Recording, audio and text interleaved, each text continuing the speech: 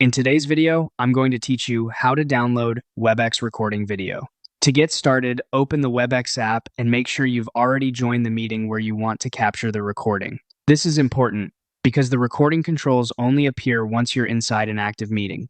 Before you begin, it's also a good idea to quickly check that everything you want included is visible and ready, since the recording will capture the meeting session from that point forward.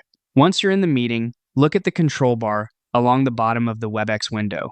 You should see the record option there. Click record, and then click the record option again to confirm and start recording. After you do that, Webex will begin capturing the meeting. If you're recording something important, give it a moment and watch for any visual indicator that shows the recording has started, so you know everything is being saved properly. When you're finished recording, go back to the same record control. Click record again, and then choose stop.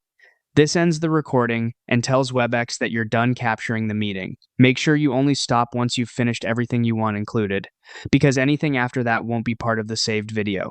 After the recording has been stopped, the video will automatically download to the default location on your computer. In most cases, this means it will save wherever your system normally stores downloaded or recorded files.